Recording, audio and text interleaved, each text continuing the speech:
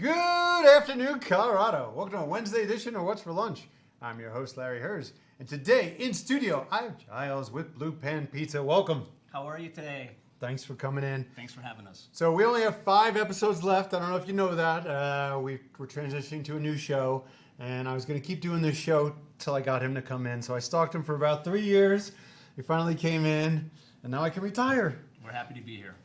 Give him a little history of yourself and your business. You bet. So my business partner and myself, Jeff Smokovich, we moved here I moved here in 2011 to open up a Detroit-style pizzeria. Jeff's my business partner. We grew up together. Where'd you grow up? We grew up in Michigan, suburbs of Detroit. We've been friends since kindergarten. Went to college. He went to Michigan, played football with a guy named Tom Brady and Charles Woodson. And I went out west and messed around and had some fun. And then we kind of reconnected after college and came up with this idea to bring a piece of our childhood, candidly, to Denver. We grew up on this style of pizza our whole lives. It wasn't called Detroit style back in the day. What was it called? Square pizza. Just Okay. pizza. Yeah. Was never really branded as being from Detroit, even though that's obviously the case. So we really wanted to bring that particular style of pizza out here. When we brought it out here, we got made fun of, we got harassed, I was told that, we're a ripoff. I can go on and on and on how much criticism we originally got because we have a Detroit-style pizza and we're not on the cheaper end of things. As people tried us, that kind of died down and people gave us a shot. They tried something new and we've been very, very lucky to be here for 8 years now and working on our 3rd location. So we're very, very lucky. We feel very blessed and feel we have a great, great staff and a great customer base as well. So we feel very lucky. Tell them where the first 2 are and when the 3rd one's going to be. You bet. So the first one is located in the West Highlands neighborhood, 32nd and Perry, and we just moved into a new space in that building. We were on the end cap there in a very, very small space when we opened. We had 0 financial resources. I was working full-time for the city of Denver. My wife was working full-time, so I had a full-time job while I opened Blue Pan, did both those for about 16 months, and then was able to put us in a position where I could not work for the city anymore and focus on Blue Pan. We moved into the center space there about a year ago. It's going great. We're very excited. Congress Park was our 2nd location in 2017. We're at the corner of 12th and Madison. Great neighborhood as well. Again, we have such great neighborhood support. We can't say thank you enough to everybody. And then we finally bought our own real estate. We bought a property in Golden in January. We're under construction at the moment. Hope to be open late summer. Great. And would be same style, same concept? Same concept, same style. Okay. Yes, sir. Yes, sir. And for people who've never had Detroit style, what is it and what makes it a Detroit style? A couple characteristics. First off, the fact that it's square. Obviously, that's one of the main characteristics. It's baked in a very special pan that can withstand very, very high heat. The pan is very critical because the type of metal that is used to make that pan gets incredibly hot and caramelizes the cheese, which is you get this crunchy caramelized cheese crust. The second thing is sauce usually goes on top in 2 strips. They call them racing stripes. But the sauce generally goes on top. That's how it was invented. That's how it was made. We can put it underneath the cheese for you. We're not that picky if you'd like it that way. And then, just the dough. The light and airiness component of the dough is another key component. So what's the difference between Detroit style and Sicilian? Sicilian is in my opinion, a much more dense style of pizza. I think so. It also has a cornice, a very distinguished cornice. You don't have, which is this part of the pizza. Mm-hmm. You don't have that with a Detroit style. The Detroit style was born out of the Sicilian style, though. So there's a lot of roots there. Okay. And we also do 2 other styles of pizza. We do a round New York, and we also do a round 16-inch cracker thin. So I was recently there filming for restaurants near me, and I hadn't had his New York before. And of course, when you go there, everybody goes for this, and I didn't even want it, and I was like, "What the heck? That might be as good, if not better." It was. Now I don't know what to do when I go there. Which style? I appreciate you giving it a try. That was definitely intentional. I know you're from New York. New Yorkers definitely know pizza, so I was really excited to get your feedback on that and happy that you enjoyed it. All right, let's start talking about what you brought me for lunch today. I think I've had these before. They're definitely one of your signature apps. Those are our eggplant fries, so everything there is made in-house. Our fries are sliced, breaded, and fried in-house. Our marinara is made from scratch in-house. Our aioli is made from scratch in-house. So we make a lot of food a lot of things in-house from scratch, which I believe enhances our quality. That sauce is fantastic, Jesus. We use 3 different kinds of tomatoes in that. And then this is our Brooklyn Bridge. This is our best-selling pizza. This is a little bit of garlic on the dough before the cheese goes on, and then we got hand-pinched Italian sausage, cupping pepperoni, and then we have whipped ricotta, and then we garnish it with pecorino romano and organic oregano from Italy.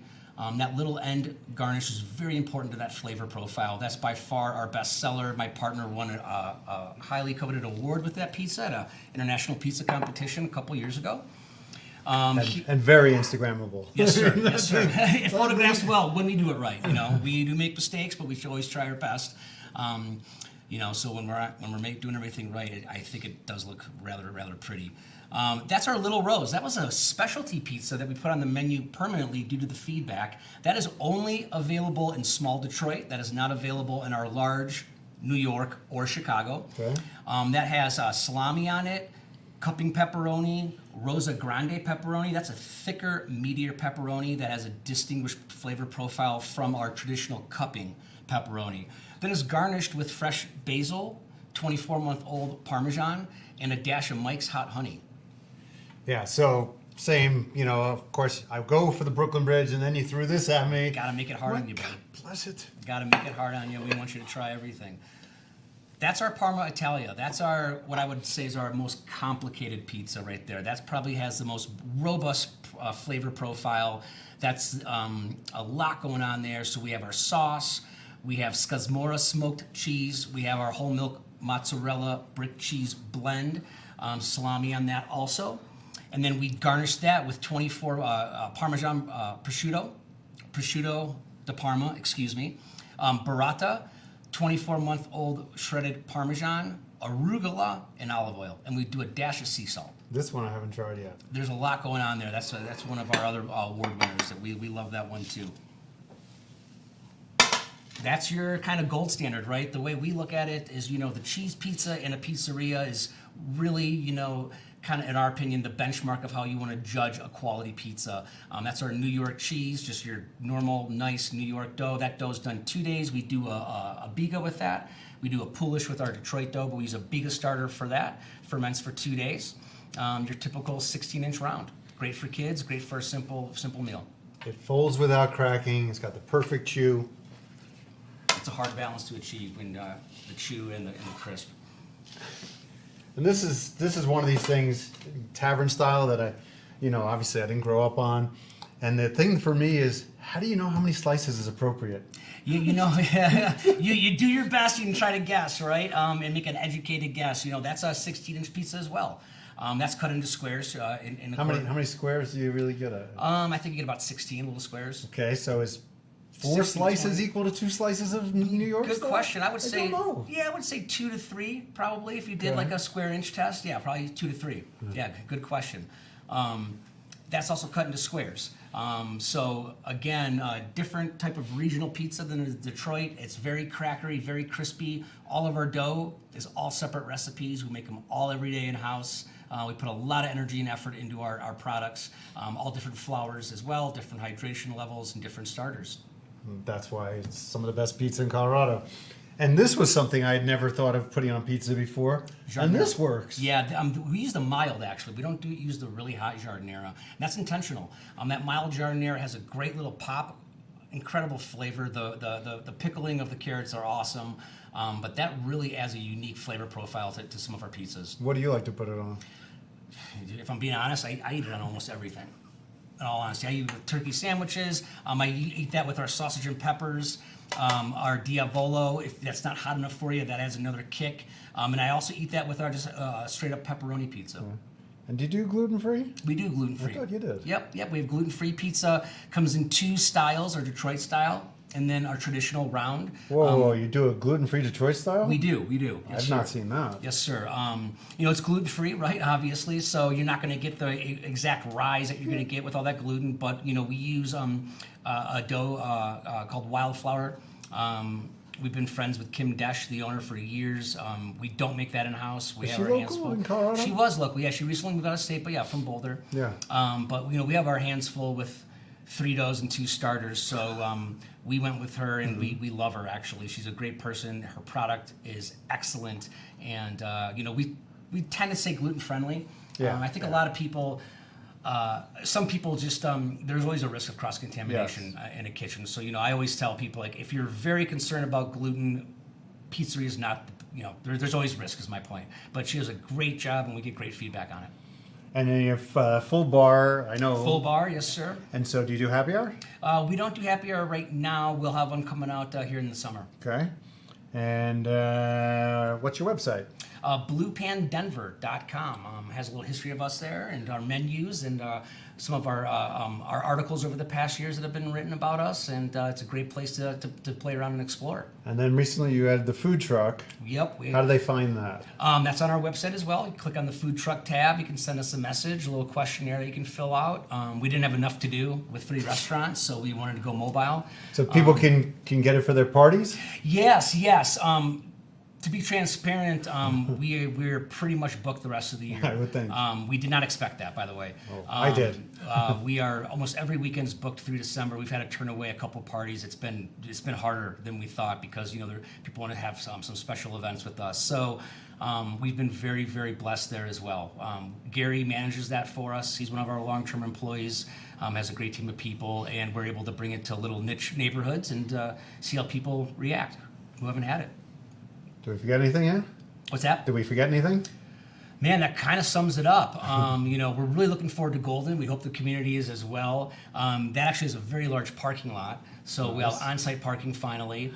And what's also interesting is, from a strategic standpoint, we do our own delivery in-house. We do not use third party, and we don't use third party. We will not use third party. Everything is delivered by a Blue Pan team member. They're employed by us.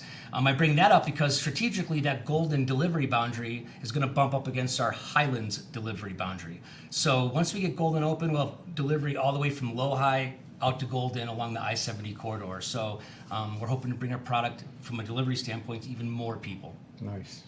I know you said to me the food's going to be not great because it's old. But everything I eat a little nervous, yeah. Everything I eat on this show is cold, and there's no way I'm not eating this pizza. And cold pizza. Happy to bring it in for you guys, and just really, really appreciate the invite. We'll be back for another. Yeah, I'm eating it like this. Yes, I am. Don't judge me. No judgment at all. Do you? You do you. I always do me. For better or for worse, you guys. Well, you're not stuck with me. Only 4 episodes now left. But we'll be back tomorrow for another one. Let's eat. It's so good. Thanks, buddy. Of course, man.